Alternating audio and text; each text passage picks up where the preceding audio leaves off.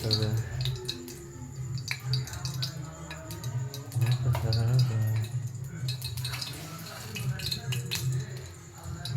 அப்பா இன்னைக்கு கருவாடு வேணும் அப்படின்னு கேட்குறேன். இந்த 2 3 நாளைக்கு முன்னாடி நம்ம சாப்பிட்டேன்ல, அதெல்லாம் சரி சொல்லிட்டு 2 பாக்கெட் தான் இருந்துச்சு. சரி அதை செஞ்சிடலாமே அப்படின்ட்டு செஞ்சு கொடுக்குறேன்.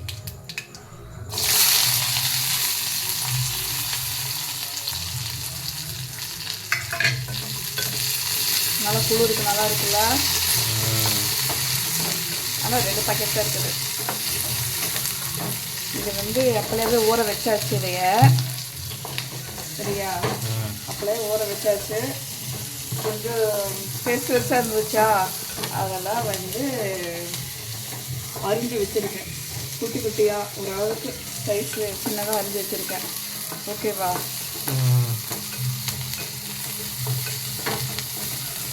இது நம்ம ஊரில் துண்டு கருவாடு,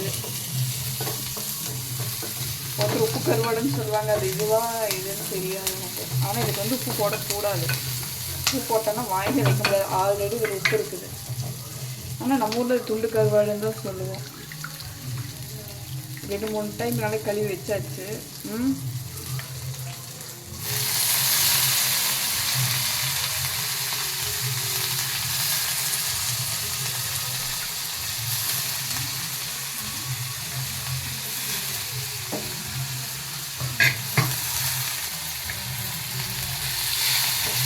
இந்த கருவாடு போட்டாச்சுல்ல, போட்ட உடனே வாசம் அப்பா பயங்கரமாக வரும். பக்கத்து வீட்டு வரைக்கும் போகும். வெங்காயம் வதக்கிற வரைக்கும் தெரியாது. இந்த கருவாடு போட்ட உடனே வாசம், நம்ம வீட்டில் கருவாடு தான் செய்கிறேன்னு பக்கத்து வீட்டு வரைக்கும் நல்லா வாசம் போயிடும். அந்த மாதிரி தெரியுது. இதுக்கு ஒருத்தர் தக்காளி போடுவாங்க. தக்காளி போட்டால் எனக்கு இன்னும் இந்த கருவாடுக்கு நல்லா இருக்காது. அதனால்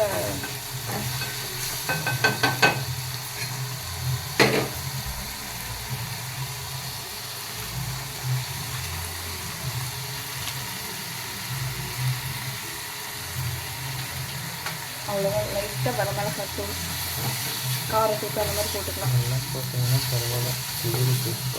நல்லா இருக்கும். உண்ணி காரம் போடுறதா? வயிறு எரிச்சல் பிடிக்க ஆரம்பிச்சிடும்.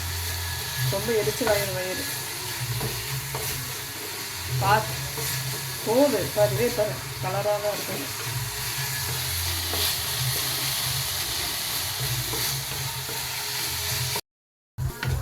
அவ்வளோதான், கருவாடு வெந்துருச்சு. ஒருத்தர் எண்ணெய் அதிகமாக ஊற்றுவாங்க. ஐயோ எண்ணெய் போதும், நம்ம கம்மியாகவே யூஸ் பண்ண பாருங்களே. கொஞ்சம் எண்ணெய் அதிகமாக தான் இருக்குது, போதும். சரியா? மல்லித்தலை போட்டு இறக்கி வச்சா நல்லாயிருக்கும். மல்லித்தலை இல்லை, போதும்.